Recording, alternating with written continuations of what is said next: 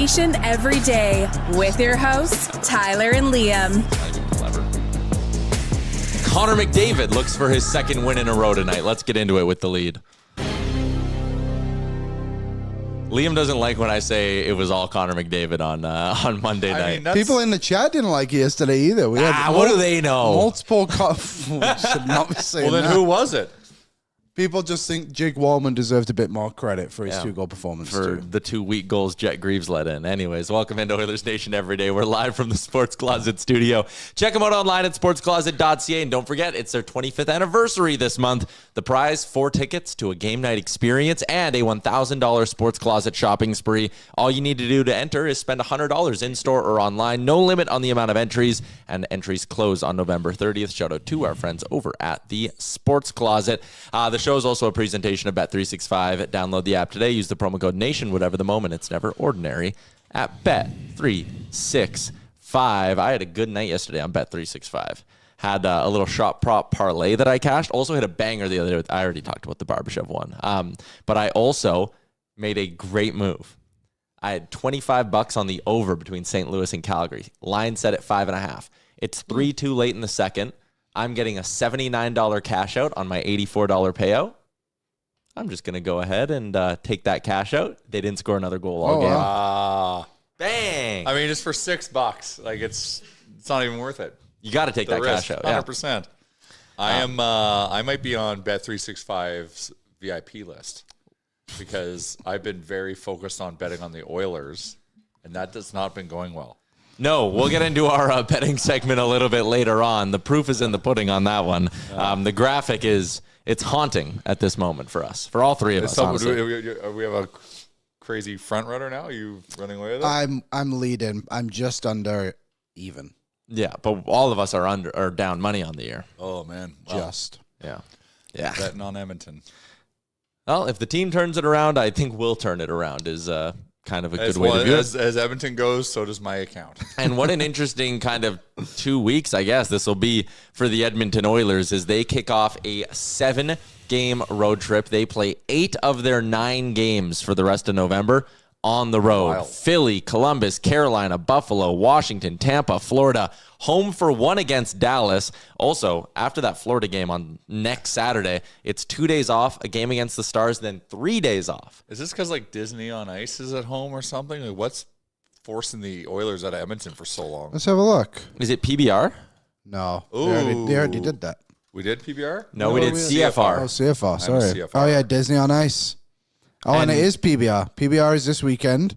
And Disney on Ice is here from the 20th until... Wow. Holy moly. Holy shit. 23rd. Yeah, but they do like multiple shows a day. They do it they early. cram it in. Oh, good for them. How much money are they making? All of it. Yeah. It is Disney. Keep balls. Are you your daughter into Disney on Ice, or is that not something she she might be going? No? She's more of a PBR gal. She would love the PBR. She would. Amber doesn't mess with that stuff because when she was a kid, her parents brought her to a rodeo, and apparently she like freaked out and was like, "You can't do this to animals," and she never goes back. But PBR is a little bit different than like outside. Yeah, she as a youngster she was protesting. Wow. Anyways, totally unrelated. Edmonton kick off their road trip tonight with a game against the Philadelphia Flyers. One thing I also love about this next run of games, the start times. Liam, Aaron, a guy who does pre and post game show. 5:30, 5:30, 5 o'clock, 5 o'clock, 5 o'clock, 5:30, 5 o'clock. Bang. In bed by 8 o'clock. If you're like Liam and you watch the third period in bed, boom. It's my favorite part about San Jose games. Yeah. It's watch in bed. You watch the whole game in bed because they So start good. at 8:30. Yeah. But the start times are good if you're someone who doesn't have a normal job. I would imagine mildly stressful if you're someone who works till like 5 o'clock and you're like, God damn it, how am I going to get home? But that's why you just make it an Oodle Noodle night. There's the ad read for Oodle Noodle. The next week of games start at 5 o'clock. You don't have time to cook. No time. Zero time. And Oodle Noodle all comes in the container. Like, you're good. Yep. You could be done eating by the time you get home. Good for those back-to-back nights. It's always good the next day, too. Yeah, back-to-backs for the Oilers as well. Taking on a Flyers team that is off to are they off to a good start? They're part of the mush in the Eastern Conference. They have a 600 points percentage. The mush is massive right now.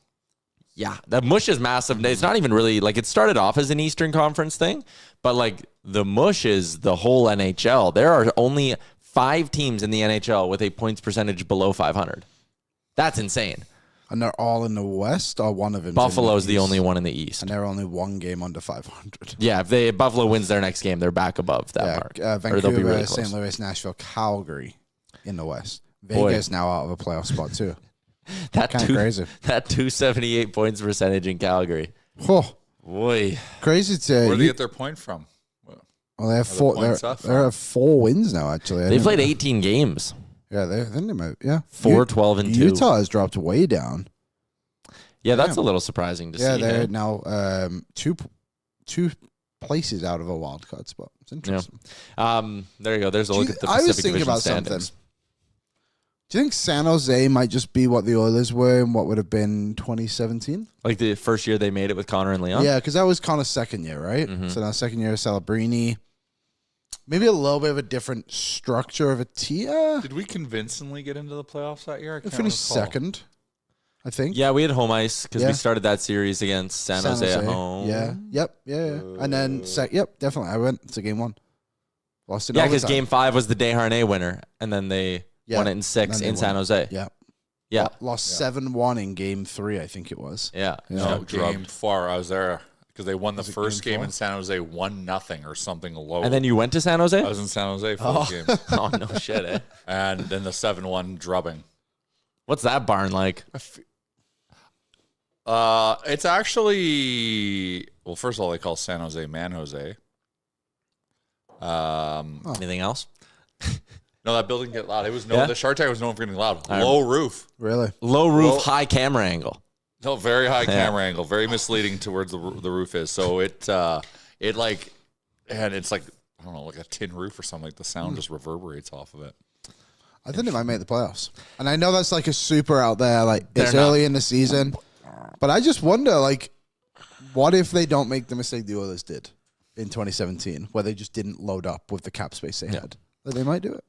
They have a lot of areas they could add to. Totally. Like, do I really think a team with John Klingberg on its top pairing can make the playoffs? No. Wow. The Oilers did last year. He was their second pairing defenseman. I mean, How's he doing this year, our pal John? I'll look quickly. I don't know. He's got 5 points. 5 points. So good for him 5 there. points -1. 11 games. It's not bad. Oh, can I bitch about something? This is also unrelated. We'll get into the Oilers game. We'll do our game preview. I bitched about this when Ovi got to 900 and everyone was like, shut up, fun sponge. The Boston Bruins whole team coming onto the ice for David Pasternak's 400th career goal is dumb as hell, right? Oh, I didn't know they did that. Yeah, last night he scored his 400th career goal against the Toronto Maple Leafs and the whole team came onto the ice. Yeah, that's a little much. That's way too far. And the example I used, because I was ranting about this on DFO Live today, Jeff Skinner's 23 goals away. If Jeff Skinner gets his 400th goal early next season, are the entire San Jose Sharks going to come on the ice? Leon got his 400th this year. I don't even McDavid know. had his 1100th point. Does it make him, and it probably won't, was it a record for That's what I was just thinking Czech too. Oh, players? Czech. But like Peter Stastny would have every Czech record. Yeah, known and to Phil man. Esposito would have every Bruins record. Like, it made no sense why they all did that. And I just feel like if you're allowed to go on the ice for 400, 300, where do you draw the line? 100. Yeah, just every time anyone scores a whatever 100th goal, everyone comes on the ice. Yeah, you got to break. It's got to be record breaking. Yeah. Because like, when's the last time? Before Ovi. Oh boy. When was the last time someone had a record and then everyone came on the ice? Pittsburgh was doing it for Malkin. Malkin did something, yeah. Malkin, that might have been 500 last year. Malkin, they all came on the goals? ice. 500 goals. I think I'm okay with 500 goals. There's only 5 active players who have 500 goals. But like the Leafs didn't even come out for Tavares' 500th. I think they were losing like 6-1 to Columbus when he scored it. 500 goals. That would have been hilarious. If John Tavares can score 25 goals a year for the next 3 years, which is what he's signed for, he'll finish top 20 all time in NHL goals. Isn't that crazy to wrap your head around? Good career. Just so people are aware, Jaromir Jagr has the most goals by a Czech player. Oh, jeez. 766. Pastrnak is third behind Patrick Elias. And for Boston, he is 6th all-time in goals. Where's Peter Stastny? I don't think he's Czech. I think you're thinking He's Czechoslovakian. He came from Czechoslovakia. So maybe he's Slovakian. he's not even maybe top so. 50 all time in goals. He never hit 500. What? How many points does he have? I A million? Peter Stastny, 450 goals, 789 assists. Okay. Peter, I don't think he's either of those, Jay. I just had him. Shoot. Oh, he must be just down as Whoa. Canadian, Aaron, I guess. we're still. He's not on the Slovakian list. Oh, that's What happened? Aaron was showing I'm the just sharing Pastrnak my goal. screen, and then I changed my screen. So then we were watching ourselves watch the show. Very confusing. Like Matrix level stuff. Stastny's fourth highest Slovakian scorer ever. Hossa. Hossa. Actually, no. Stan an allergy. Mikita. Stan Mikita. Oh my God. Are you serious? We'll roll right through that, Liam, for you. For your own sake. Yeah. I'm terrible at names. We all know this. I know, I I hate know. playing the Columbus Blue Jackets. Have you seen the movie Wayne's World? No. Okay. What? Never seen it. Maybe Never that's heard of something Stan Mikita? No. Makita's Donuts or whatever. it Oh is. yeah, of course. Yanni for had a great Chicago. Yanni had a great comment. Draisaitl had to split his 400th career gold puck with David Tomasek, and Boston clears the benches. Draisaitl doesn't give a shit about that. I don't think he probably took his half of the 400th goal puck, stuffed in the back Draisaitl of his gets the locker, actual game puck, and Thompson gets a warm up puck with a piece of tape. and they pretended they're like, hey, And P.S. This is a warm up puck, David Tomasek. he's not going to be in the lineup again tonight for the Edmonton Oilers. Good. Liam, very anti David Tomasek, but here is the lineup for the Oilers as they get set to try to hunt down a second straight win and prove that win over Columbus on Monday was indeed a turning point for the team. McDavid with Savoie and Mangiapane, Draisaitl with Podkolzin and Roslovic, Henrique with Howard and Frederic, Philp with Janmark and Lazar, D pairings, Eck with Bush, Nurse with Wallman, Kulak with Emberson. So an interesting note there. It looks like Ty Emberson is going to stick in the lineup, which honestly, Liam, we talked about this yesterday. Kind of surprised based on how bad he played against Columbus. I thought with a doubleheader looming, this was an easy chance to be like, you know what, you're out of the lineup. Well, maybe just give him another chance to find his legs because he was playing pretty well before they healthy scratched him for Regula. So I think it's fine to keep him in. Your team won. Keep the mojo in. I don't think Phil played very well either, so I think he's could have been a guy that come out. But we asked for some stability, and they're giving it to us, so can't complain too heavily. Jay, you obviously weren't here for the game day show on Monday. You were traveling out and about. Did you have a chance to watch the game during your travels? We saw bits and pieces. Bits and pieces. The chat, and again, I totally understand where people are coming from with this. Like Nathan says, it wasn't a turning point. They played awful and got a lucky bounce. I think that is how majority of fans feel here, but that doesn't mean that like emotionally a win like that does nothing for you. Like you can sit there and go, whew, we got lucky, but at a point in the season where you haven't been getting lucky all that much, that might just take a little bit of weight off everyone's shoulders. When you saw how pumped Wallman was to score that goal, be it a lucky goal, he was like legitimately jacked. I feel like they got booed off the ice after the second. Yeah. So I thought the 9-1 was rock bottom. It was just 2 periods after that. Is that rock bottom? Can we call that rock bottom of the season? We hope. We better. We better call it that, or they better feel like that's what they're calling it, or when they're calling it. But you could tell like he was pumped. Connor was not that pumped after his first goal. After either goal. Yeah, he's gone on thin ice, man. We gotta get some W's here. Why do you say that? I mean, that's interesting body language, right? But him and Leon never celebrate goals. He'll show a little bit more emotion. I think you'd have to dig back pretty far in his regular season history to You find. can tell, like where he cared. if they're in meaningful games and they're big goals, like he shows his emotion. Yeah. Like, that beautiful backhand goal he scores, and it's just like, oh shit. Well, now we're just losing 5-2. I don't necessarily need a smile, but I'd like a fist pump or something. A little bit of energy, some fire. I mean, I'm everyone. to me, I'm not saying like it's more just like clearly Connor is at a breaking point, like right, like the fact that he's just like, so we got to start stacking some wins, and I know he wants that. Yeah. But I kind of said yesterday, like, I want to see more emotion from them because I think it brings other guys into the fight a little bit when him and Leon show some emotion. But we'll have Steve Peters on tomorrow to talk a little bit about Leon Draisaitl because some of the tape he showed me today on DFO Live was no bueno for number 29, who only has 3 5-on-5 goals so far this season. At this point last year, he had 10. That's quite the stark fall off in production at 5-on-5 right now. Yeah, they're not quite there, but they're taking on a Flyers team that I said earlier is off to a pretty interesting start. They're a pretty fascinating team when you consider what people thought they would be coming into the year versus what they actually are. Let's get into some game preview notes for our friends at Star Mechanical, Edmonton's #1 plumbing and heating company. You can find out more about what makes them Edmonton's #1 plumbing and heating company by visiting them online at starmechanical.ca. Whether it's residential, commercial, or 24/7 emergency services, they do it all and they do it well at Star Mechanical. The Flyers come into this game, I'm looking at the expected numbers, 31st in expected goals for, first in expected goals against at 5-on-5. One of the worst expected scoring teams, one of the best teams at preventing offense and not allowing pucks in the back of their net. So what does that mean? Bet the under. Bet the under. Low-scoring hockey game is the read we're getting. That stat was courtesy of our boy Michael Menzies in his Game Day pre-scout article, which is available every game day at Oilersnation.com. But they just don't give up a lot. Like even 5-on-5 shots against per 60. Second best in the entire NHL. 5-on-5 actual goals against per 60. They're totally fine. They're top 10, 9th in the league. Liam, that's weird considering their goalies are Sam Ersson and Dan Vladar. Dan Vladar has been very good this season. Quite the turnaround, actually, from a guy who is not wanted in Calgary anymore. Obviously pushed out of his position by Dustin Wolf, too. But there's an interesting stat I found about Dan Vladar, if you don't mind pulling up the goalie face one, Aaron.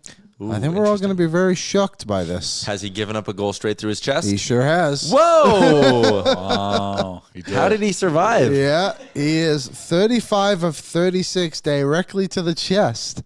What happened was... Oh, you went and looked at the goal? Yeah, I looked. I think it was this one. Shot from the point, hit the defenseman. He was basically just stood up straight, and it went right through him. Like, right. Under his arm? Yeah, he didn't see it. So it was more of an under-the-arm goal. Yeah, so... As opposed to through the chest cavity. Yeah.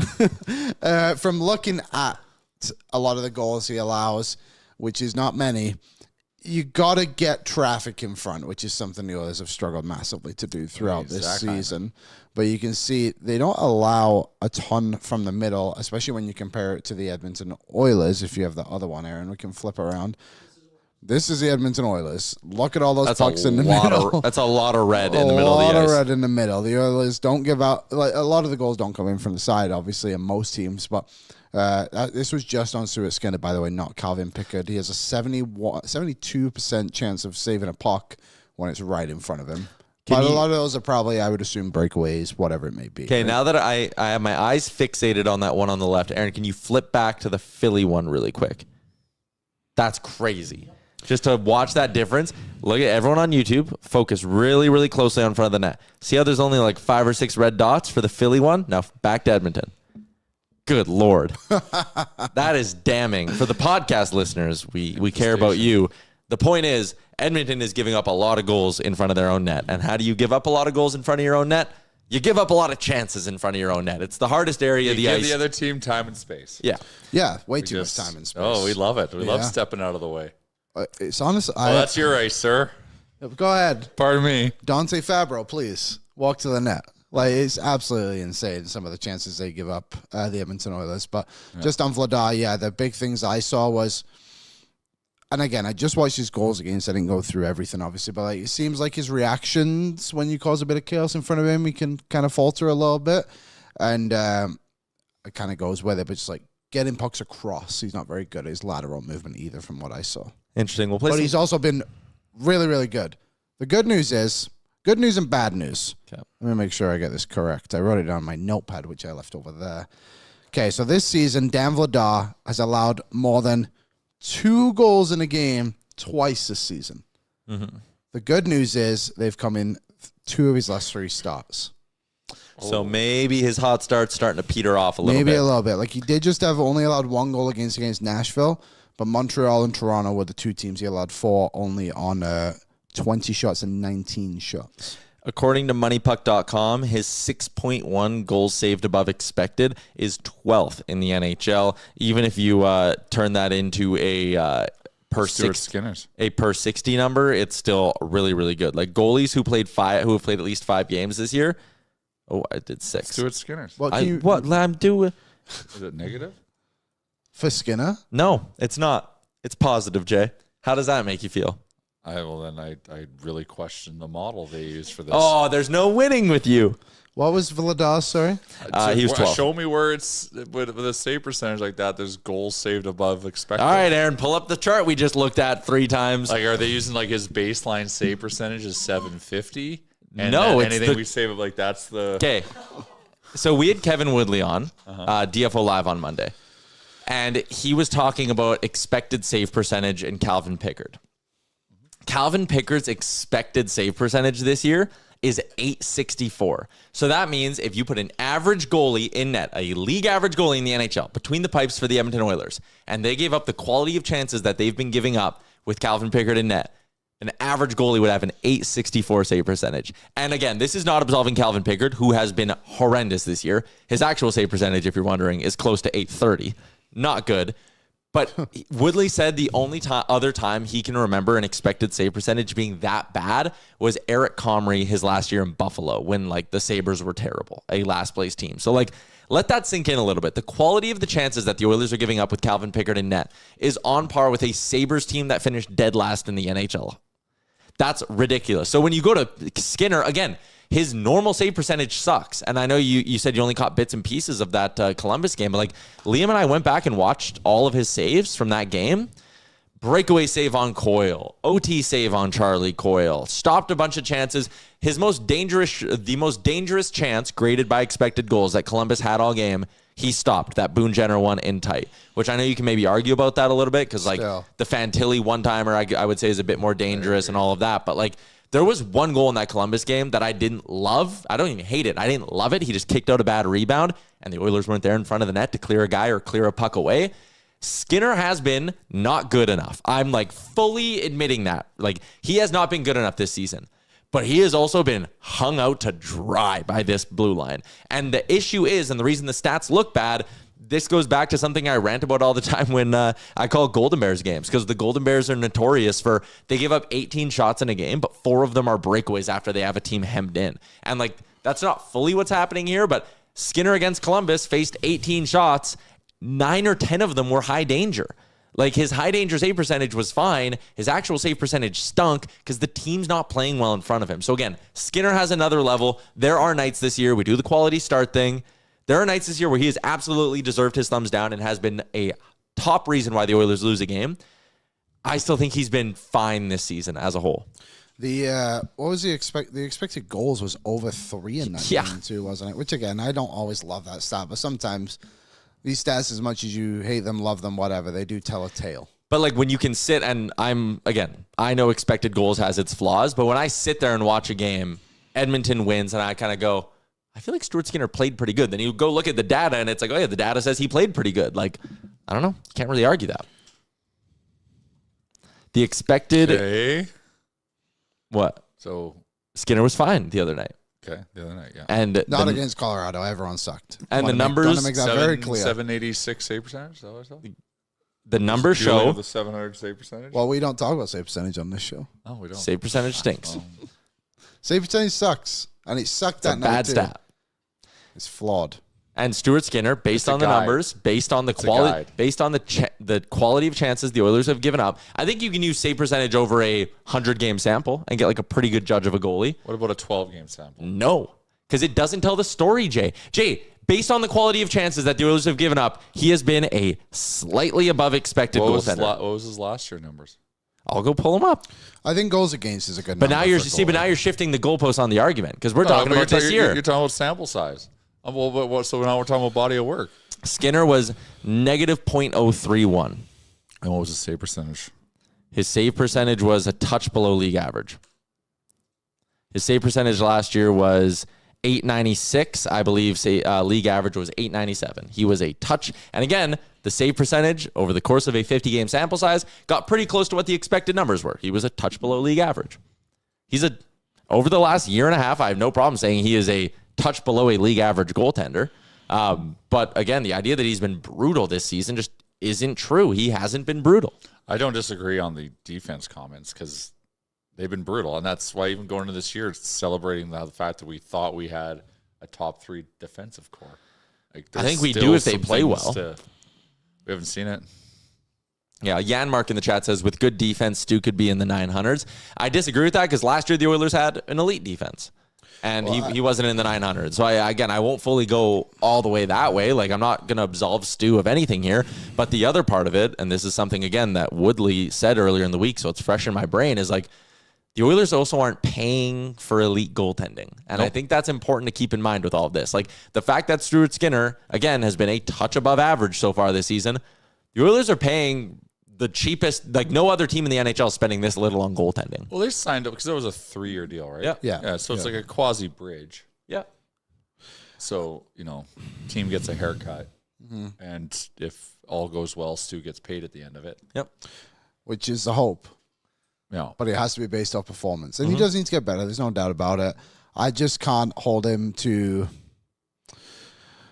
too high of a standard if everyone else is just playing so bad. Like, I feel like that 9-1 loss, like, so many people just hung it on the goalies. It's like, do you see how many chances they had just to skate through? But if Stuart we've Skinner talked about it so much, like, it's kind of a dead conversation. Oh, yeah. They've not played well. The defense hasn't played well. They're not scoring The goals. entire This team team is playing terribly. Flat. Yeah. It's like once again, it goes back to the identity. Like, they don't even know who they are right now. No, They don't.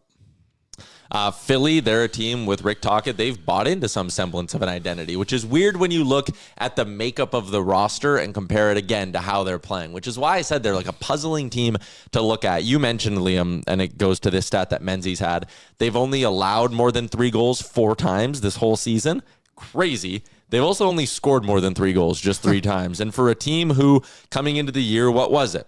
All right, Trevor Zegras. You get him from Anaheim. And to Zegras' credit, he's actually been good. And okay, year 2, Matvei Michkov. What has he learned? Well, Michkov's starting to heat up a little bit, but earlier in October, there was a lot of drama around that guy and Rick Tocchet. But it was supposed to be an offense that was going to take a bit of a step forward. Like, even the Vladar thing. I had him as a guy when we were previewing the offseason. It was like, I wonder if the Oilers wouldn't take a stab on him.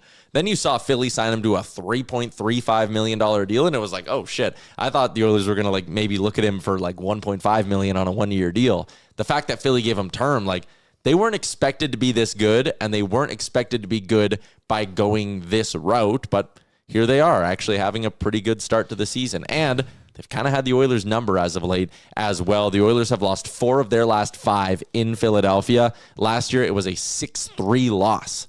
That was an ugly one. I got a little... Matt Savoie's first game. Oh, yeah, you're right. Like, it was right out of the 4 Nations. That's what started that little 6-game slide, I think it was. 6-game road trip, which was poor. Yeah. It's a weird team because when you look at it as all, like you said, like they don't have a ton. And obviously there was the viral video that went out last week of Sean Couturier calling out Matvei Michkov when really he didn't. He just said he needs to play defense outside of being a forward. Also, there was the clip, did you guys see it, of Michkov doing the Michigan in practice and just nailing Vladar in the head? Maybe it's shit like that people are like, hey, like, that's why they're not afraid to call him out in the media because he just does that stuff, you know?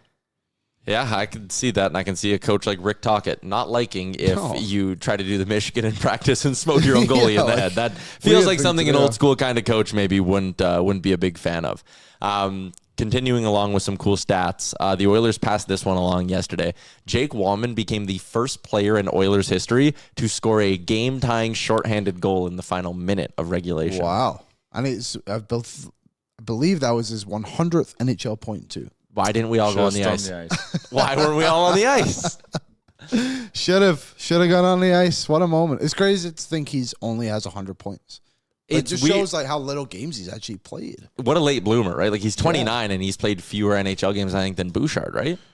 At least the number's close. He's played 278, so yeah, I would definitely think so. Yeah, this is Bouchard's 5th full season, so yeah, definitely. Evan Bouchard has played... Yeah, like 320, probably 350. Come on. 364. And again, there's like, just what, shy of a 100 5-year games age gap between the two of them? That's Yeah. crazy. Yeah, Bouchat's 26. Wallman is 29. Still very young at 29, though. Yeah. The Oilers' penalty kill is on a nice run here. They have held the opposition off the score sheet in 10 straight opportunities, so a little 10-game run for a PK that at this time last year we were talking about how terrible it was, and right now it's actually holding on. Special teams have not been an issue for the Edmonton Oilers this year. PK is 9th in the NHL at 82.6%. Wow. I can't believe it went 7-7 against Colorado. That might be the craziest stat in NHL history. The Oilers could have lost that game 15-1. Yeah, yes, they could have. They could have. Yeah. Unbelievable. This lines up with Philly, again, being a stingy, low shot quality team. 4th best PK in the NHL for the Philadelphia Flyers. Power play-wise, Oilers are 3rd in the league, and Philadelphia is 15th. So an average power play going up against, I would not hesitate to call the Oilers the hottest penalty kill in the NHL. No, I said 10 in a row. 10 in a row. Now that we've talked about it, Michkov, anytime power play point. Yeah. Lock it in. Yeah. Not great. Chris Knoblauch on Zach Hyman. He's not going to be in the lineup tonight. Aaron, do you have the tweet just so I don't mess it up? This was a weird quote. I was talking with Zach about this downstairs, but Zach Hyman will make his season debut for the Oilers this week, according to head coach Chris Knoblauch, who said, quote, "Unfortunately, not ready for tonight. Definitely sometime this week. Maybe tomorrow if we're really lucky, but definitely by Saturday." What's weird about that quote? We debated this on ONR yesterday. How do you, like, what would the difference be from him playing tomorrow to him playing Saturday? Like, what would happen? It's not like an illness. It's a long-term injury he's coming back from. So, like, Could be conditioning. Could be. The only kind of thing I laid out yesterday was when Gabe Landeskog returned for the Avs, they had him go through like a full day, like a mock game day, basically, where like he took skate like he was playing. And the Avs that game, it was a playoff game. They even went as far as like he warmed up, took pregame warm up and all of that. Maybe the Oilers want Hyman to go through a full game day and wake up tomorrow and see how he's feeling. Since it's back-to-back games, you kind of have that ability. And someone says he has to be cleared. I know, but like if he's not cleared today, I would be like, well, don't play him tomorrow. Like, don't rush a guy like that back. It's early in the season. It's a long-term injury. Just say Saturday. Just say he'll play Saturday. Just say he'll play Saturday. Yeah. See, couple more tests. Well, all you can tell there is that Knoblauch really wants him back. Yeah. Yeah, definitely. Like he is counting the seconds. Yeah. Ryan Nugent-Hopkins not on the road trip for the Didn't Edmonton come. Oilers. Was a picture come out? No picture. No picture. Okay. But Mark Spector tweeted, "I'm not on the road trip and neither is RNH." They were hanging out. Maybe they're hanging out. What do you think? Can we speculate what happened? To Spec, I think he's just not on the trip. Oh. You don't want to check in? I could. Nuge, no one knows because Knoblauch doesn't say anything. I'll find out. Chris Knoblauch, as much as I like him, think he's a good coach, handsome. Liar. He's a liar. He's a liar. All he lies does all is the lie. time. It's a damning. You can't. That's. He's lies. He They lies. lose to Colorado. He comes out on Sunday and says, Nuge is going to be out a week. Okay, he's not on the road trip. That means he's going to miss at least 2 weeks. Well, you can join them. Maybe. It is just funny that every injury is never the timeline they say. Remember when Janmark, when they were like, he might play in the season opener, like halfway through training camp, then he literally didn't play till the middle what of was November. the other guy? Arvidsson last year. He missed like 5 weeks. Week, month to month. He missed 2 months. We had to make a wanted poster for our Victor Arvidsson because Knoblauch just kept being like, yeah, he's close. And he just didn't play for a month. I don't know, man. It drives me nuts. Just be honest about your injuries. If it's the playoffs, lie away. Middle of the season, who are you? What do you think? You think Washington, who doesn't Maybe play? he's trying to manifest the return. I would hope my coach doesn't do that. Oh, I don't know. We need to trust medical professionals. Well, maybe he's getting misled. Maybe there's setbacks we don't know about. Yeah. No Nuge does present opportunity for Matt Savoie, and we talked about this ahead of the other game. Looking at the numbers of Conor McDavid on a line with Matt Savoie, the duo has played 33 minutes together at 5-on-5, controlled 51% of the shot attempts, 55% of the actual shots. They've been outscored 2-1, and this is the case with basically every number you look at with Matt Savoie. The expected numbers are very, very good. 33% actual goals for percentage, 56% actual or expected goals for percentage, which I find to be pretty interesting. Matt Savoie is snake bit. I want them to just keep playing him with Conor McDavid. If Nugent's going to miss the whole road trip, Matt Savoie should play every single game with Conor McDavid.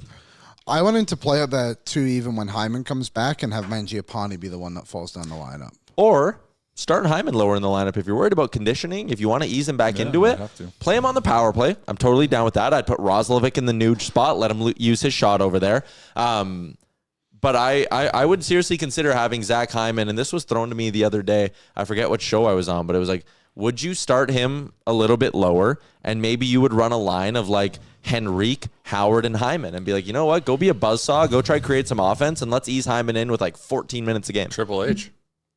Oh, yeah. I would not. I would just be like, hey, this one shift Mangiapane is going to play up there with McDavid instead of Hyman. Like, I wouldn't put him down there. I think McDavid's playing so well right now that having Hyman next to him might even elevate that a bit more, and it might just get Hyman more involved too. And Mangiapane is not playing well enough, and I think his minutes need to be eased and go up against lesser competition on the third line with Henrique, Frederic, whomever it may be. That would be my argument for it. That fourth line tonight, Philp, Janmark, and Lazar. How much do you think they play? Because Philp did struggle. Yeah. Philp's got to play offense. Can always try. Hey, you missed this the other day. Liam said, I'm excited for Matthias Janmark to be back. He said the team actually needs him. I don't know if I said excited. I said the team needed a guy like that because they needed a bit of sandpaper. Someone who's going to go out there and, you're going to get an honest effort from Janmark. I've never said you wouldn't. His offense isn't what you're paying for, I guess, but they still pay him like they do. But either way, he didn't do much the other day, but he didn't do anything bad, so that's fine with me. What are we going to see from Frederic? Is he now here now? His black eye was pretty black. Oh, yeah. Aaron He's also on the power play. Yeah, Aaron will show us the new photo. I don't mind him. Like, go own that blue paint. He's just got to do it. I feel like the dog is not in him right now. Mm-hmm. Got to find his dog. Oh, Freddie. Well, he fought Olivier, man. Like, that's... So there were a few people in my losing mentions. Proposition. Anyways, there were a few people in my mentions who were like, dumb fight to take. He was kind of backed into a corner there. I think if you're going to come out and be the guy who's like, no one wants to fight a guy, like he got ripped for his quote after the Colorado game and all of that, which again, deserved whatever. I don't know. I like that and the whole team in the first period, lots of scrums, all of that shit. I like that the team came out and had some physical response, and I like that Frederic just kind of bit the bullet and was like, you know what? The boys need a spark. I'm not doing anything right now to help the team. I can at least try to give some emotion into this. But that's the whole thing, right? It's sure fighting to some degree when it makes sense, but like he should be blowing guys up. Yeah, he's got to lay a couple more hits. You got to blow guy. He had that one good hit on who was the defenseman. That rattled him a bit. It was in St. Louis. Yeah, it was Colin Perico. A heavy shot at the end of the period. Like he should be forechecking his bag off and just trying to destroy defensemen. Mm-hmm. Mm-hmm.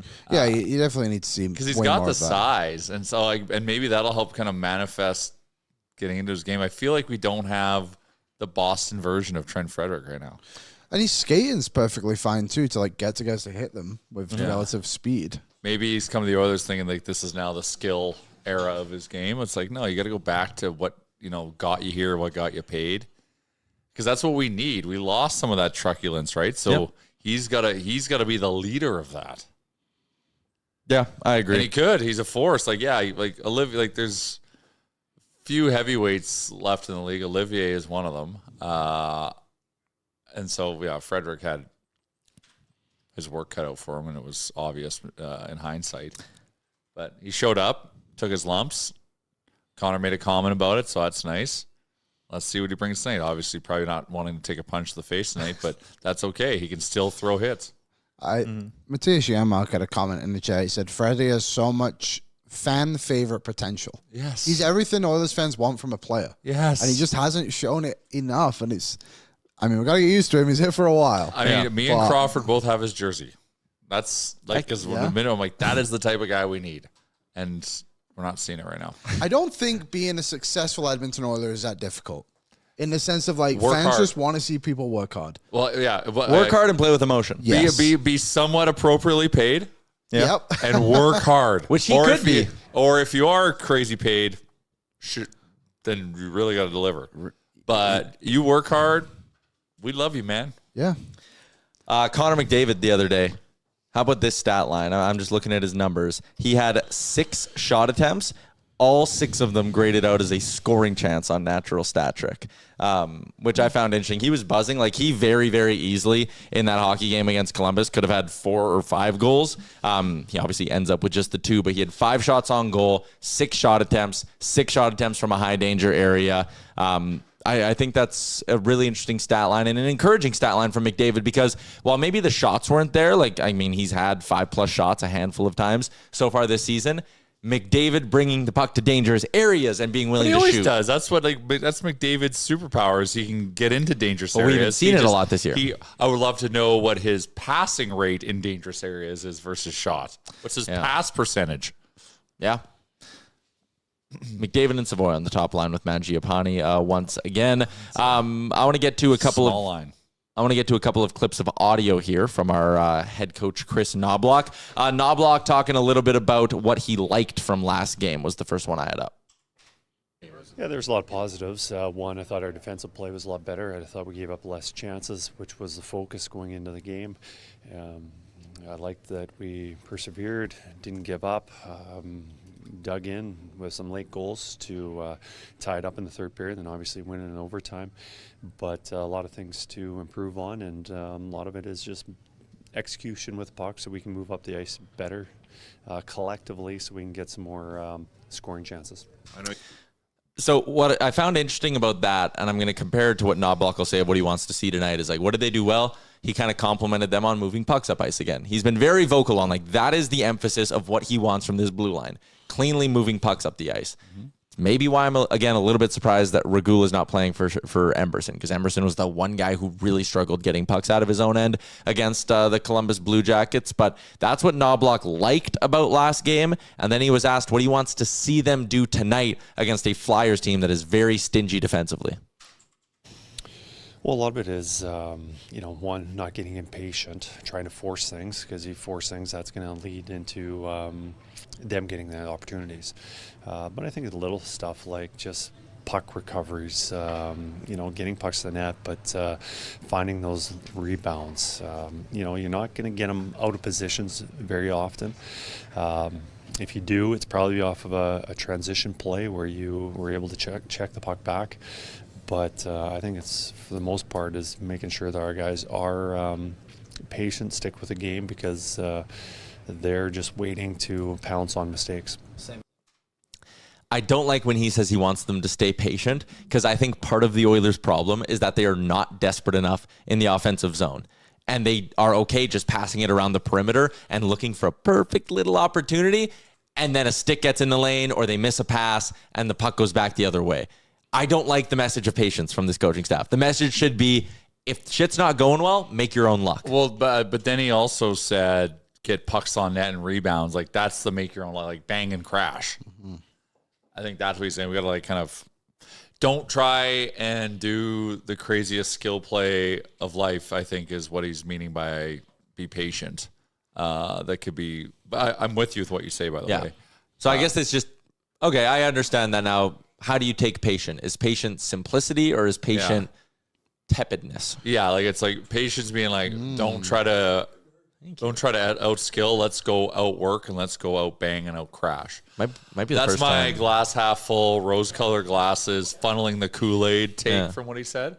I've never used the word tepidness before. That was weird. How did that come to me? Well, tepid can be. I don't even know what that means, but it sounded smart. Tepid's like lukewarm. Yeah, you can measure a bath with tepid. My bath's tepid. You a bath guy? Yeah, I am not a bath guy. No? But I would, if someone says to me, my bath is tepid, I know what it means. Well, who's got a bath that you can fit in? Me? I have it. You can fit in your bath? To an extent. Well, you guys are tall men. Jay's taller than Tyler. Debatable. I fit in my bath perfectly fine. Not that I have baths very often, but when I need a bigger bathtub. I have a big bathtub. Baths are nice. Yeah. You have a pool. Yeah. just heat that sucker up and 3 hop in months there. a year. I'm surprised you don't have a hot tub if you have a pool. I do kind of want a hot tub. I want a sauna. Sauna. But you wouldn't want to do, I keep getting ads for the portable saunas that just kind of you build them yourself and then You want a Conor McDavid level hot sauna, don't you? I wouldn't go with, well, I would prefer, I think his is infrared. I think I would want, no, they light his is fire. I think so, Yeah, I yeah. want a fire one. Fire's fire. I True would take, Nordic. not on baths, on the patience thing that you mentioned too. I think from watching the goals against on Vladar, you do need to be a little bit patient, but also quick when you make your decisions. Yeah. And that's what maybe he's trying to think of too, is like allow plays to develop, but when they do, like don't wait. Like you got to go from there. Well, maybe Vladar is seeing everything, so we have to affect his sight. Yeah. Poison. Get to the front of the net. Get to the front. Get to of the that. front like Freddie, of the net. man. Yep. Own that. Go to the, and that's what this is where, and why I am excited about Hyman coming back. I hope it can be the return of the dog for Manny. Like you go, you see him, you see how he competes for his ice and bangs those goals in only as Zach Hyman can. Yeah. I really hope that, the Freddies of the world can pick up on that and want to do it because he's done it before. We need that dog. Mm-hmm. He'll make sure we score on Vladar tonight if he was in the lineup. He's not. Still in the mix for Hockey Canada. Craig Button had him on his team. Shout out Craig Button. Craig, the beef's over because you put Hyman on your team. No, the beef continues. All right, beef continues Craig. according to Liam. Why do we have a beef? Why? What did he call it? Oh, he just made a silly statement the other day being like, Conor McDavid will not wait. He's like, well, he just signed a new contract. So he clearly will wait. And then he did the whole Conor McDavid didn't take a discount for the Oilers to sit on their hands. And it's like his extension doesn't kick in until July, Craig. So you're saying if we have a terrible year, No. Connor won't. That's not what I'm saying at all. Whoa, I'm whoa, saying, no. Can I explore that with him? What? You think if we do have a terrible year, Conor McDavid will ask out? Potentially. No, Jay, come on. Why not? He just signed a 2-year deal. Doesn't matter.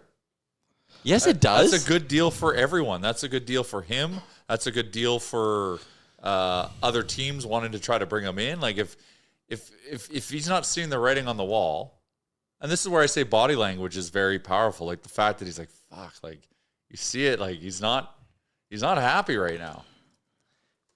Everything else, like and himself included, we have to take that step up. But if we have like a flat year and don't make the playoffs, and like didn't address goaltending, which is still something we need to do. Yeah. Like you can't not say that we have to address goaltending. The numbers in the playoffs do not lie. And we just don't make these moves and we're just kind of in cap hell all the time. And I think they kind of know that this year is going to be a flat year. That's my really, really, really, really, really unpopular opinion, is that I think from the front office down to Connor and Leon, I think they know that this ain't their year. And that's very disappointing for me to say. And they can do something to have me change that take. And maybe I'm just a bit too in the November blues side of things. Yeah. But and I have an article I guess Connor could make that decision in August after all of the postseason moves have been made. So because we'll have an opportunity. Yeah. That's when his contract actually helps us. But don't think I don't think if nothing's changing and it's Groundhog Day, he's not gonna.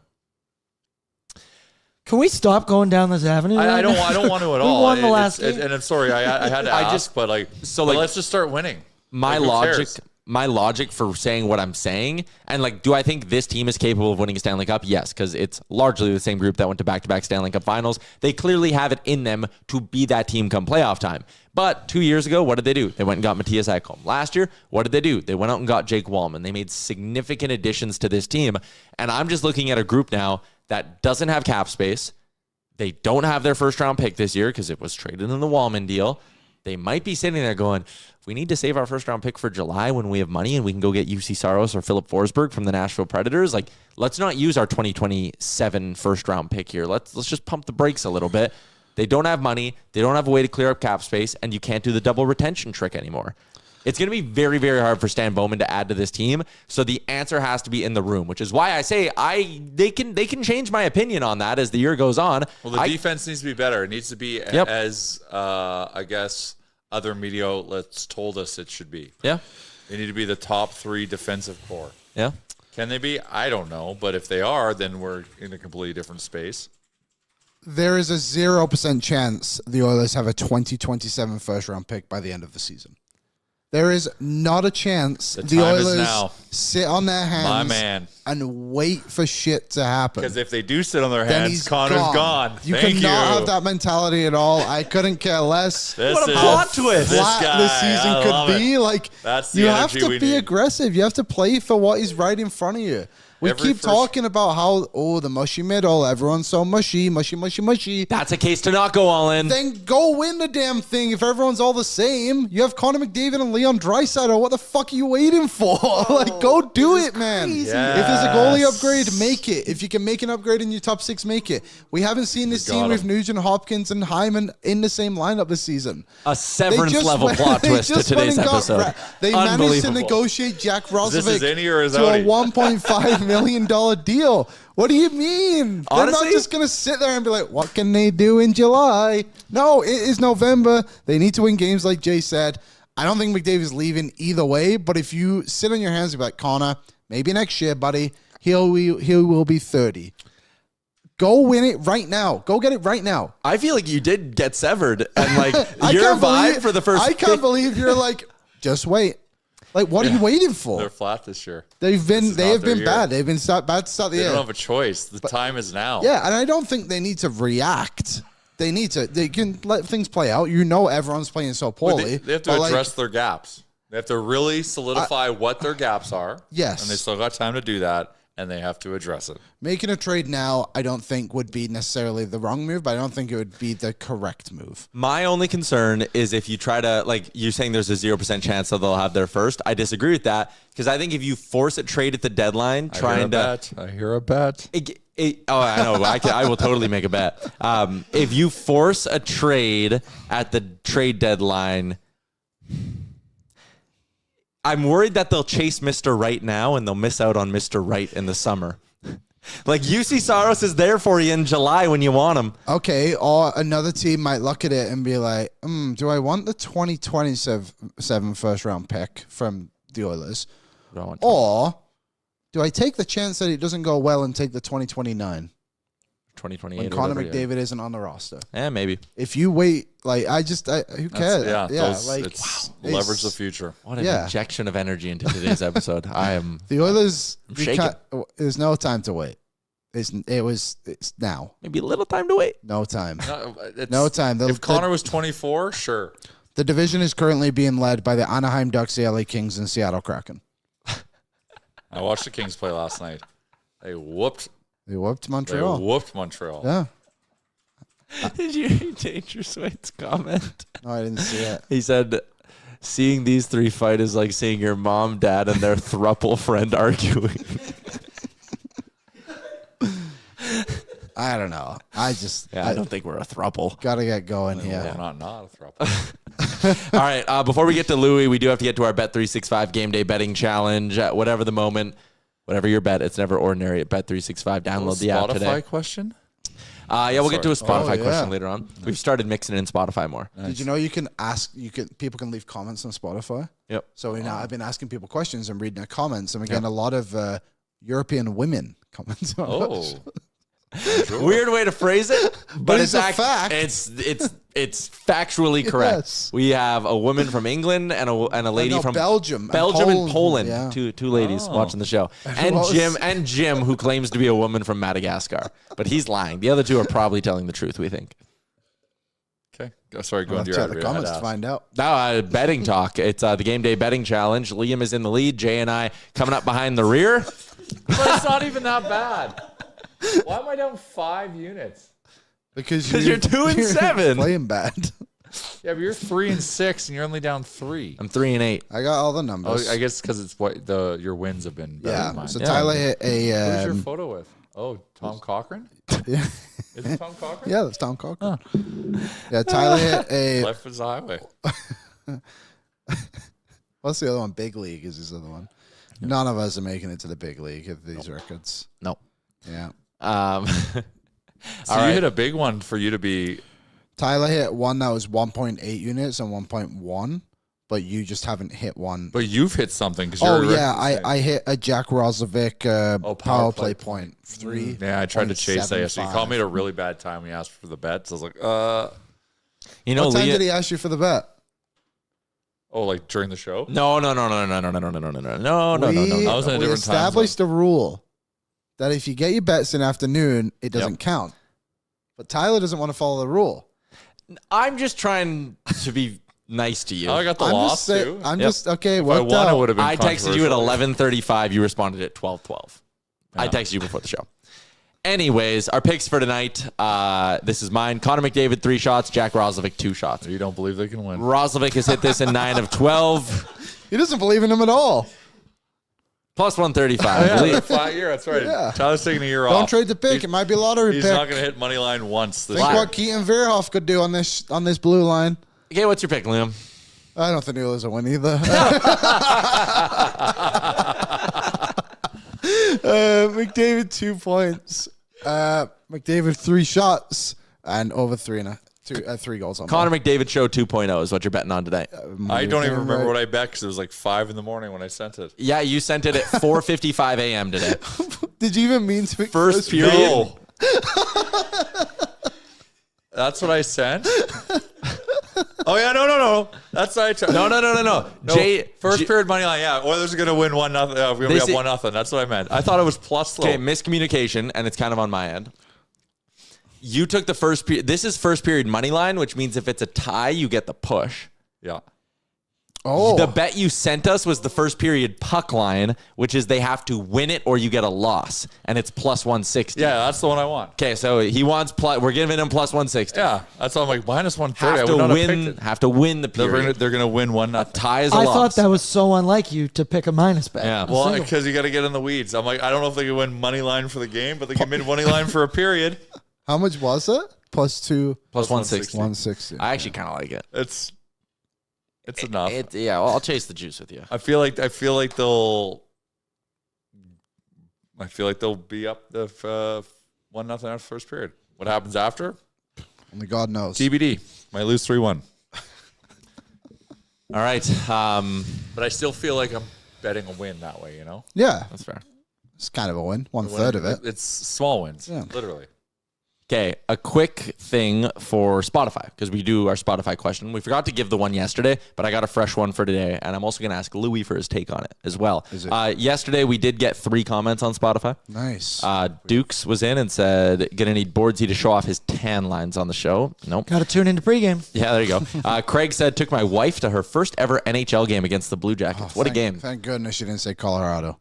Yeah. Thank goodness. You might never want it to go again. Yeah, that would have been tough. But maybe now she's on the bandwagon. Well, we took Amy. She bought her Oilers jersey. She was all in. Yeah. We didn't even sit in our seats in the third. No. Yeah, Tyler mentioned your seat fiasco. Oh, yeah, that was you.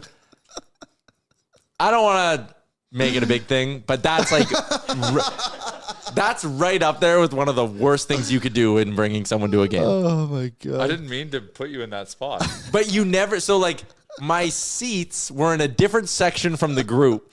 And you never told me that I wasn't supposed to sit in those seats. So I did like a lap around the section. I asked people to stand up at one point, and I'm like, wait, no one that I'm supposed to... I don't remember what ticket I sent you. I thought you were coming to the cluster. No. So I had people stand up. I'm like in the middle of a row. I'm like, wait, sorry guys, I'm in the wrong seat. Had to leave the row. Then I finally find you guys. I sit down and you go, oh, hey, you're in someone else's seat. And when they get to the row, you need to convince them to go sit in the other I never seats. told you that. That was real. Someone else told you. It was your seatmates that told you that. Yeah, but who started that message? Who started this whole... They told me that they got it. Don't worry, we'll handle it. So I guess they delegated. There was money being thrown at me. I was very overstimulated. But we had two nice people. It worked out. It was really smooth. Okay, there was one other comment, one other question. Yes, Jim from Madagascar was in, says, hey, greetings from beautiful Madagascar. Here's to hoping the boys play as woke tonight as they did in the third period on Monday. I said the Oilers got to wake up, and then I was like, yeah, they got to play woke. They got to play It's woke. Uncle Jim. Uncle Jim. Yeah. Jim from Uncle Madagascar. Jim is Jimbo. in. Good old Jimbo. If you're a Spotify listener, please comment. We can't come back with only 3 tomorrow. Yeah, we had more of the other shows. 16 first show. I We've know. fallen down to 3 already. Here's your Spotify question. And you can take this however many ways You you can want. only answer it via Spotify. Yeah. Wow. What For our podcast listeners. What needs to return to the Oilers game for you to consider them back? 8-game heater. Sure. You can answer it however you want. Do you know It's a Boston's very on a open-ended question. 7-game win streak? The Bruins? Damn. Nice. Whew. What would I Robertson. consider them to be back? Yeah. Hyman back. Let's save it because we're going to get Louie's take on that. What part of their game, when it's going, are you like, ooh, this is the Oilers are back? All right. Bit of speed. That's what I would say. Like Yeah. Utah, that second period. That was just pure domination. Yeah, just show us the fire. Yeah. Thanks for popping on today, Jay. Are you going to do the show tomorrow? Yeah. I'm gone tomorrow, so you have to do it. You can sit in the big chair. Ooh, big chair. Keep it Yeah. warm for me. Very exciting. Right now, you blend in with the chair. Green sweater, green chair. Anyways, I'm green into I green. can't leave Louie waiting. So thank you for No, popping you on. Louie DeBrusk's appearance is brought to you by Oodle Noodle. You can take advantage of the value menu deal, which allows you to add any 2 green onion cakes, 5 spring rolls, or 6 wontons to your order for just $2. Any signature or premium box, takeout only. Order today at oodlenoodle.ca as we welcome in Sportsnet analyst Louie DeBrusk to the show. Louie, appreciate you popping on, giving us some time from the city of brotherly love, Philadelphia. How's Philly today? Yeah. Philly's good. It's actually a nice day here in the city of brotherly love. It's warm, actually. They think it's cold here, but it's not that cold here. We're used to it being a lot colder. No, you know what? Philly's a great town. You walk around here, it's always got a nice pulse to it. The people here are opinionated. They're not afraid to tell you what they think, which is pretty cool. And you know what? Talking with Rick Tocchet this morning, he's back in a city which he had a lot of success as a player. Also started his broadcasting career in Philadelphia years ago, but he said, you know what? They have high expectations, much like the Oiler fans do, and it's a world that he's very familiar with. You ever been to the Rocky Stairs in Philadelphia, Louis? I have a long time ago, yeah. I always, when I went there the first time, I expected it to be a lot bigger. I kind of felt it was going to be larger than life because when you're a kid and you watch Rocky, you just think, he's running up those stairs and it's a mile long, but it's not that long of a stairs. It's kind of not that hard to get up them, but yeah, classic. I was actually thinking about those stairs today, Liam. We were driving to the rink this morning for morning skates. I was like, you know what? It might be time to revisit the Rocky Stairs. Get the vibe back again. It might be time. Maybe the Oilers need to be shown like a Rocky-style montage. Like maybe Chris Knoblauch should show all their best clips from the last few playoffs and like put a good soundtrack behind it and wake them up because the Oilers aren't looking like a team that went to back-to-back Stanley Cup Finals, Louie. And it's our Spotify question of the day, so I'll throw it your way. What is one thing that when it's present in the Oilers game, you kind of go like, all right, they're buzzing. Like what's something you need to see in order to declare them as being back? Question. I would honestly say consistency. I think when this team's on top of their game, they make it look easy. We talk about the good teams in the league, and Edmonton's one of those teams. They haven't played like it necessarily for 60 minutes in a game this year, but when they're on top of their game, there's a connection. When you're connected, you make the game look easy. Passes are tape to tape. You're supporting in the right places. You're defending as a group, not just as a singular person, which I think is all the important things to be a good hockey club in the National Hockey League in 2025. I think you have to play that way if you want to win. They've played that way in stretches. We've seen periods of time when they go and play that kind of way, but we just haven't seen it consistently. So I would say consistency, and I think if you listen to what they said the last week, they've said the same thing. There's been little spurts here and there. They just need to get to it a little more readily and a little more consistently.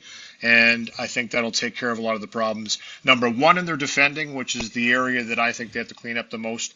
And then when you're defending well, you just get more chances to score. You have the puck more often. You're not spending as much time in your zone. And you usually leads to good chances the other way.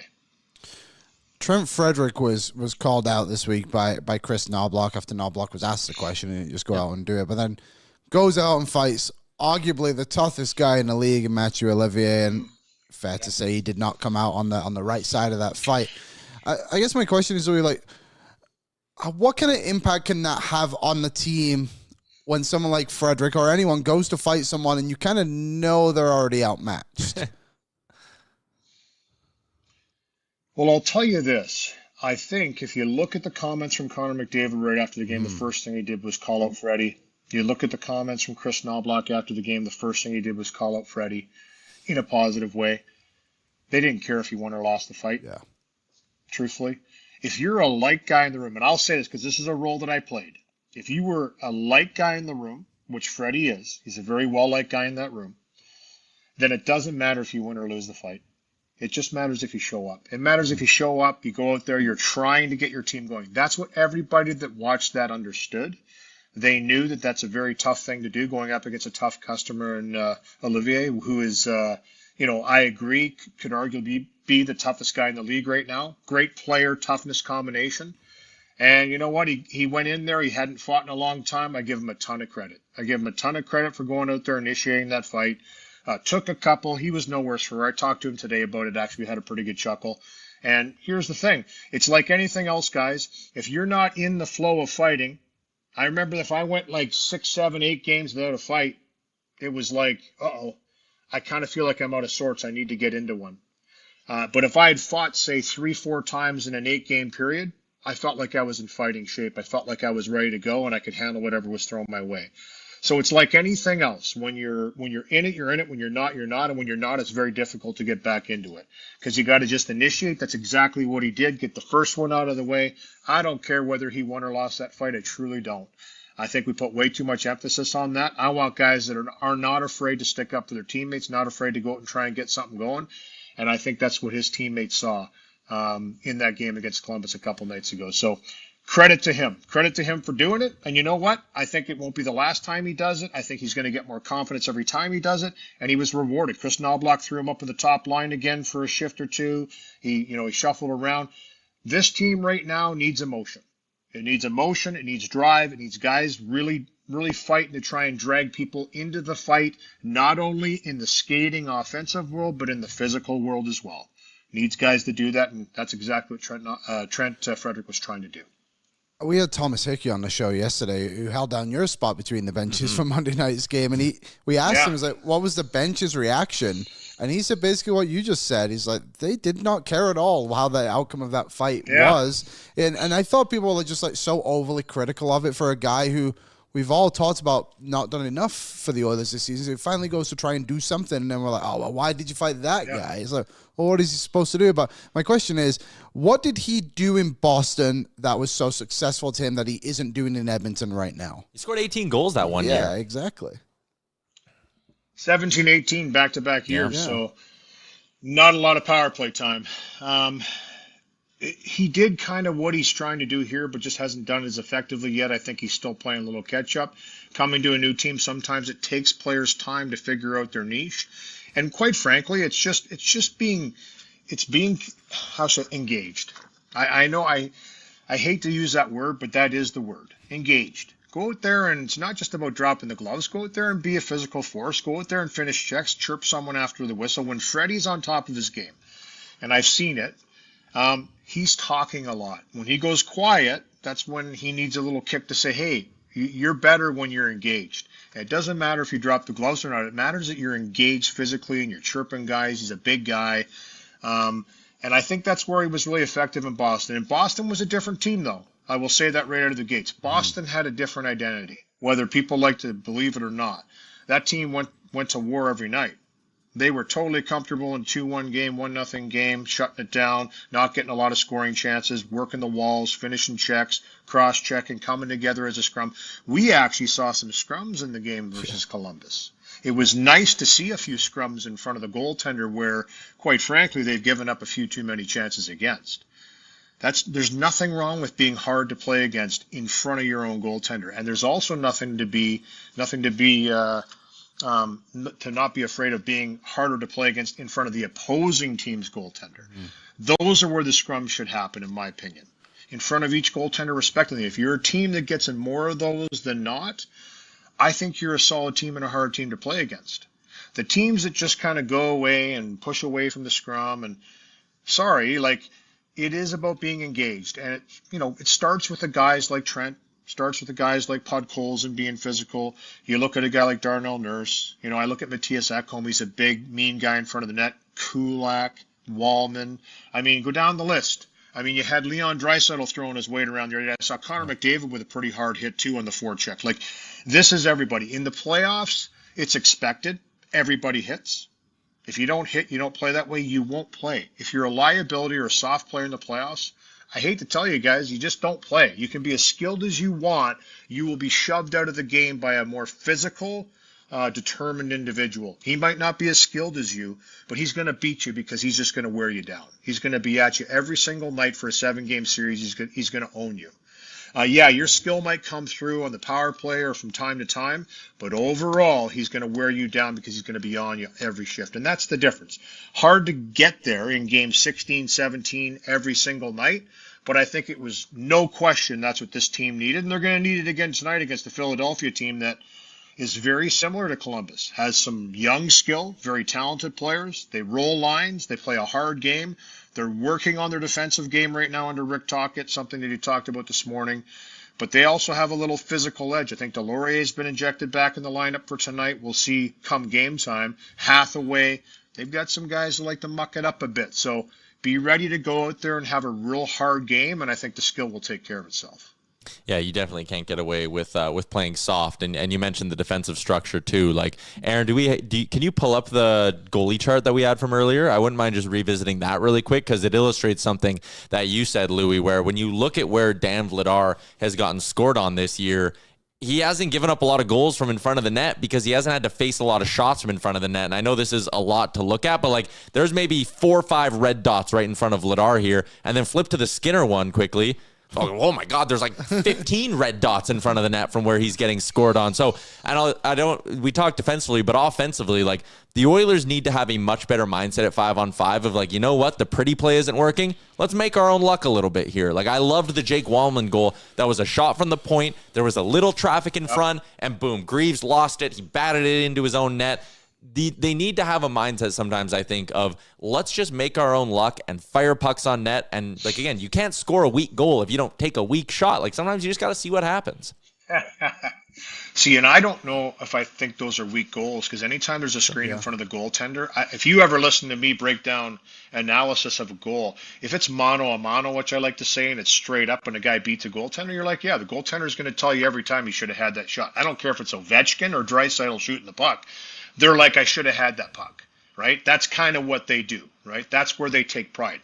But if there's a stick, a body, multiple layers of traffic in front of a goaltender, through a skate, deflects off a shin pad, all bets are off. Those are great goals, in my opinion. I love those goals. I'm with you, Ty. I love those goals.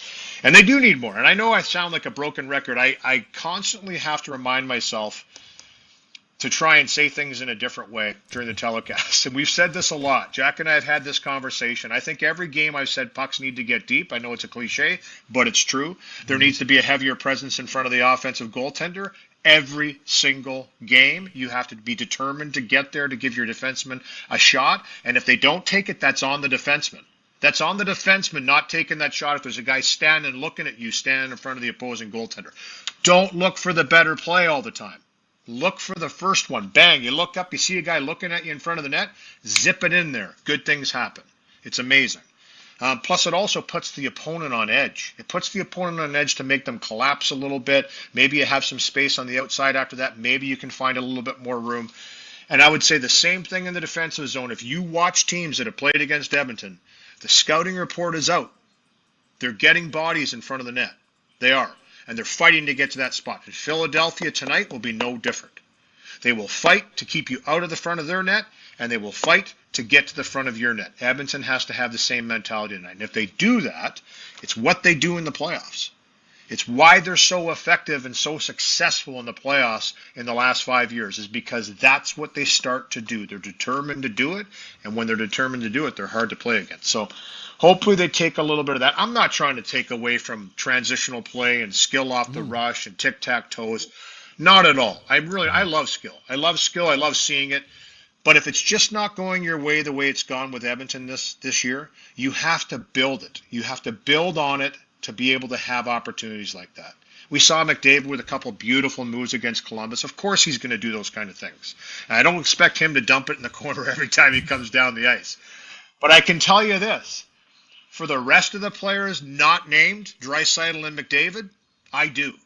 I do expect you to chip in charge. I do expect you to get on the forecheck, and I do expect you to finish checks and find pucks. If I was Chris Knoblauch, that's what I'd be demanding. And talking to him this morning, the message has always been the same. It's about everybody committed to doing it and being consistent in it throughout a 60-minute period. Yeah, that's fair. I think it's kind of, there's that old cliche that's something along the lines of like skill has off nights, effort doesn't, right? Yeah. Like you can just work hard every night. That's something you can control. But like sometimes, the skilled bounces won't go your way. Louie, appreciate you giving us some time. It's a long, long road trip for you guys. But I'm just looking here like, there might be an off day in Raleigh. There might be an off day in Florida. You got a tea time? We might have a tentative tea time right now for Friday. You know what? We'll see when that day comes with the weather. It looks like it's going to be nice, but yes, we might be hitting the links. We're sniffing around. Let's just say that. Yeah, it is such a grind to be on the road for that long, but God damn it, I'm jealous that you get to golf in the middle of November. Well, it's funny, because my kid's in Carolina. My kid's in Carolina playing on the Friday night. Oh, wow. So Edmonton plays them the Saturday, but Vancouver's in town the Friday. So I'm going to go to the game on the Friday night, but I'll try and visit with him in the morning. It's a game day, so I don't want to disrupt him too much. Maybe have a little quick coffee breakfast before he goes to the morning skate. And then, I'll head off to the links, hopefully, with Jack and maybe Mike Razzo, our director. He's trying to arrange something. We're all kind of looking at it to try and put something together to go and have a round of golf and then maybe hit a little pre-scouting, Vancouver, Carolina, Friday night. So, got the day already planned. Hopefully it goes that way. That sounds awesome. Thank you for your time. Have a good call tonight. We'll chat again next week. See you later. All right, guys. Take care. There you go. Louie DeBrusk, Sportsnet analyst, former NHLer, avid golfer, avid traveler because of his work. My sim golf tonight. Sim golf for you. Big sim golf tonight, every Wednesday. I'm doing okay. I'm fourth this season so far. I've done a really good job of hanging around my handicap. What do you got the cap down to? 18. Oh, wow. That's pretty good. I know. It's like 18.4 or something. Yeah. Like that. That's for reference, for people who don't know, it used to be like 30. Yeah. Like You've been grinding. I've been working pretty hard. I've figured some stuff out. The one thing, because drive. I know you got muscle behind you. I know. You got a lot of girth. We need you to. I think I need a stiffer club. I think I need a stiffer driver. I think that's what we got to set you up with our boy Bo, the golf pro. Bo, and I feel like if you could get like 2 hours with a golf pro like Bo, that I feel like the driver would work, and the strokes would melt. For a lot of people, it's short game, but your short game's fine. My short game's fine. I can putt perfectly fine. Yep.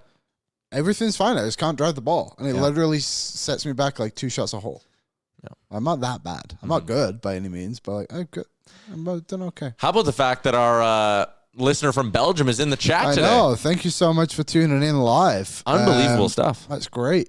What's Belgium like this time of year? Does it snow in Belgium? My sister went to Copenhagen. I know that's not in Belgium. That's in Denmark. Yeah. I wonder if it's similar weather. I want to get to a couple of super chats and hand up. We forgot to say something yesterday that we definitely should have said yesterday. And I forgot that we didn't say it until this moment. Yeah. This week, we're changing up our super chat. We'll go right back to the Ben Stelter Foundation next week. But this week, with it being Remembrance Day, this was something that Ryder and Lisa threw towards us. So it was their idea. We're just hopping on board with them. All the donations this week for our super chats are going to the Canadian Veterans Services Society. You can find out more about what they do at cavss.ca. So all your super chats this week are going to the Canadian Veterans Services Society. So very excited to, it's your guys' generosity. We're just kind of the middleman in all this, but we're very appreciative that whenever we do stuff for good causes, you guys in the YouTube are always stepping up. Depressed Canadian actually dropped in 2 different $20 super chats. The first one said, next year the core group will be another year older and slower. Their window is right now. Where I will disagree with that. We've seen Sidney Crosby continue to be productive into his 40s. We've seen Kopitar and all of these guys. Go down the list. The truly elite players, Connor, Leon, they're not going to get substantially worse in their mid-30s. There might be a bit of a drop-off. I kind of said earlier, like we might never get another 150-point season out of Conor McDavid. I would bet that we do, but like it's not without of the realm of possibility that we don't. But I don't think we've seen the last of 120, 130-point Conor McDavid. So, again, yes, could be older. I could also point to a bunch of guys who will be stepping more into their prime. Howard, Savoie, Bush, all those guys. Who's the core? Connor, Leon, Bush. That's the inner circle core. Okay. The outer circle core, and this is maybe more towards their point, Hyman, Nuge, Ekholm, Nurse. Okay. Yeah, I don't think they're slowing down. I think Ekholm will slow down, and I think he will just fall out of the inner circle and start making $4 million and be a third-pairing defenseman. Exactly. I think they'll just re-add to the core by adding, what's his name? Kempe. Kale Slater said, W Liam. I don't remember what it was, but he donated $2. Depressed Canadian dropped in one more and said, it sucks to think about, but Canadian teams often take their stars for granted. It's not a guarantee McDavid or Draisaitl will be here for the duration of their contracts. They won't be young forever. They need to win right now. Agreed, you need a sense of urgency, totally. But I will disagree in the sense of, I don't know if Canadian fans take their stars for granted. I'm trying to think of what team he would even be labeling. Okay, so Toronto, Mitch Marner maybe. Yeah, but they for the most part, like they've kept it intact. They were frustrated with losing. Yeah, Vancouver went through the Sedins. They had the Sedins forever. Yeah. Edmonton, Calgary obviously never had a star player. No, and their players left. That wasn't really them taking them for granted. Yeah. They all just bailed on them and didn't want to sign. Winnipeg just re-signed Hellebuck, Kyle Connor, and Mark Scheifele. Yeah, appreciate them. Is there another Ottawa, I guess, Brady Tkachuk is kind of thing? But like for the most part throughout history, recent history too, like they've kind of stuck around. Copper Girl dropped in $7 and just said, great cause. Thank you for dropping that in. Again, Canadian Veteran Services Society is getting our super chat money this week. What else do we got here? I think we can move on to what's trending. Okay. Yeah. Please consider dropping in. Well, leave a like on the video. That's always helpful. That helps. And then, yeah, if you can drop in some super chats, if it doesn't have to be today, maybe it's tomorrow, later in the week, whenever. What's trending for the Jasper Pond Hockey Tournament? Go to nationgear.ca now to find out how you can get in. Tourism Jasper, Jasper Canada, Canadian Hockey Enterprises. It is a top-tier event out at the JPL. We are very excited to be a part of it once again in 2026. Come play some hockey with us on beautiful Lake Mildred. There's also another. Go to nationgear.ca. There's another new event, Liam. We're running it back with the Nation Night Out. Remember last year when we did our holiday party and it was a lot of fun? We sold out Dog Patch. Stomped on the Minnesota Wild. Yes, we did. Is this date changed? I think maybe. Okay. Are you in now? I think I might. Oh, I moved some things around so I could be in for the 12th. Well, today's the... it was... it was getting launched on the 12th. Yeah. I thought it was December 12th. No, November 22nd. We are going back to Dog Patch. Head to nationgear.ca. Tickets are only $10, and that will get you in, not only into the building, but it'll get you a swag bag as well. Last year, we did a bunch of really fun things. We had the whiteboards out to do trivia. The vibe was awesome in there. We packed it. Oh, this is next Saturday. Yeah. Oh, this isn't the event I was thinking of. No. Stay tuned for December 12th. Lance says, I already bought my tickets. Canadad says, I won a jersey that night. He did. We gave away jerseys last year. Bunch of really good stuff. It's only $10. It's all in support of Edmonton's food bank. Now is an important time of year to be supporting the food bank. So again, get your tickets. It's only $10. And then come to Dog Patch with us next Saturday for a little hockey night in Canada action. And remember, it's an early puck drop, so maybe we can all go out and have a night after. Who knows where the evening will take us for the Nation Night Out? Thank you to Gina for dropping in a $5 super chat as well. So what's trending is the Nation Night Out at nationgear.ca. What else is trending? The Tkachuk brothers are doing a podcast. Couldn't care less. Okay, we can just move on? We can move on. Edmonton's getting a Jersey Mike's. Well, I'm going to line up on the day it opens. And wait 5 hours for a sandwich. For a sandwich that will probably be fine. I would assume it's one and done. Yeah, you can just go to Mr. Sub. Why? Well, I don't know why people do this. We talked about it before the show. Lining up for food. It's so stupid. It's not going anywhere. No, you can just go next week. Yeah. It's because people want clout, Liam. You don't get it. I went to Baskin Robbins the other day. In the mall? That was awesome. I was at the mall. I had to go to our friend Chom's. There's always been a Baskin Robbins there, though. I don't really go to the mall very often. So yeah, I was quite delighted by that. Jersey Mike's, the one time I had it, it was cold cuts, like a cold sandwich. I don't want a cold sandwich. I've never had it. Yeah. Never had it. Not really too bothered about it. I did see someone on Twitter was like, I won't rest till we have a Raising Cane's. Raising Cane's is legit. Yeah, that is shit's good. I am so in on that. Yeah. That sauce, I brought back like a whole liter from Vegas. Damn. Which is weird, but it was worth it. Did. Also, I can't wait to see the Jersey Mike's review on Waz's Instagram. Waz will line up. Yeah, He'll Waz be will in the line up. line 100%. I'm here outside Jersey Mike's. Bloody kids. Jersey Mike's. Classic Waz. Established in 1956 in a small town called New York City. Have you know the memes where they're like, yeah, I'll get a sandwich and I want it Mike's way. Then they're like, have Mike fuck my shit up, actually. Hey, can Mike spit in this? Jesus.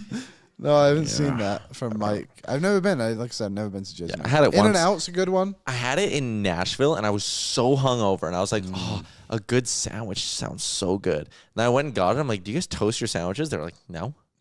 I was like, what? Jesus Christ. What Yeah. are you doing? Sadistic Angel, my cousin, owns a Baskin Robbins in Nevada. Thanks. Yeah, that sounds awesome. That's cool. Firehouse Subs. Firehouse Subs is legit. Yeah, Where you come out on meatball subs? too much. I like a good meatball sub. Not bad. I go with what I go with every time. Italian herb and cheese, Italian BMT, extra mayonnaise, extra cheese, lettuce, cucumber. Yes, I'll have salt and pepper. No, I don't want a combo. I never do combos. No, it's so expensive. I know. The economy. Everything's getting on it. Everything's Subway going cookies up. are legit, though. They're great. If you like toothaches. All right. We got our Spotify question out there. Yeah. Feel I'll free to answer that if one. you're a podcast listener. What is a sign that the Oilers are back? Yeah, I'll say just a bit of offensive flair is probably a fair one. They don't have it, so that would be nice for them to get back. I'm going to say Conor McDavid going supernova mode like he has been in the last bit. Your best players got to be your best players. He's shooting the puck more. That's indicator of back-ish. Ish. Our friend from Belgium said, just piss and rain in Belgium. Classic Belgium. Sounds like England. Shout out to the douchebag that so he did that video of Ryder and Lisa. Mm-hmm. And then I said on the video, I was like, I grew up on an island, and Waz just asked me where, and I was like, England. And he's like, England's not the island, it's Britain. Yeah. No one likes to know it all. That's probably what that guy sounds like, too. I've heard him talk. I know that's what he sounds like. No one likes to know it all. Remember that. We taught life advice. No one likes to know it all. That's back-to-back days you've had life advice from me. First one was yesterday when I said, don't make the Edmonton Oilers your personality. The second one was, don't be a know-it-all. Mm-hmm. Life advice. Someone said taking your family to Firehouse for dinner is spending $150. Buddy, if you have a family of 4, you're not getting them fed anywhere for under $100. Like, Nope. Not in this economy. it's crazy, man. Firehouse Subs does this thing where they have like the name of the day, and they have 4 names a day. And if it's your name, I saw Aaron on it, and you get a 50% sub. I feel like we've given them too many ads. Yeah, if we you have, work yeah. at Firehouse, you owe us. You have to back pay. Matthias Yamak said I won another 50-goal season from Leon Draisaitl. He's currently on pace for 48. And he has not pissed a drop at 5-on-5. Hasn't played that well yet. Yeah. So the heater's coming for Leon. Leon's the kind of guy, too, where like a good Conor McDavid goal-scoring heater. It's why I'm a little bit nervous about my 40 and 50 goal bets for Conor. A good McDavid goal-scoring heater is like he scores in 4 of 5 games. It's a bunch of like 1 and 2 goal games, maybe. A heater for Leon Draisaitl is like, oh, shit, he has 8 goals in his last 3 games. Like, he's on fire. He goes a bit nuts. He goes a little more nuclear with the goal scoring. So, yeah. Once Hyman comes back, the Oilers will be back. I think that's fair, too.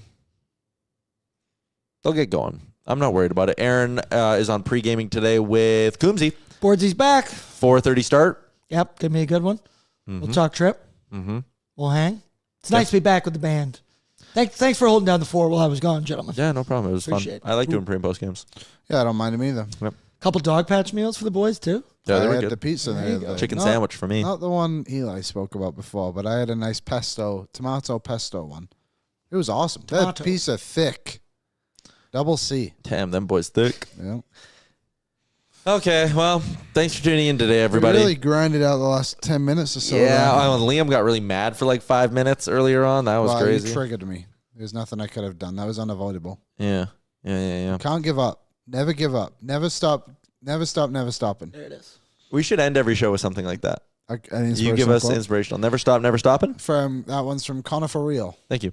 He All right. has hits such as the Mona Lisa and I'm not going to say the other one, but you love it. Yeah, I do. That's a wrap on today's edition of the show. Tune into pre-gaming. We'll see you all right back here tomorrow, noon Mountain. Jeff Merrick and Steve Peters. I'm not here. And no Liam. So, I don't know. There you go. Oil Jay. up. Bye. What's up, Nation citizens? If you enjoyed today's episode of Oilers Nation Every Day, make sure you hit the subscribe button here on our YouTube to not miss any of our content. We got you covered from interviews, insight, analysis, everything you need to stay up to date on everything around the team. Hit that subscribe button so you don't miss a video.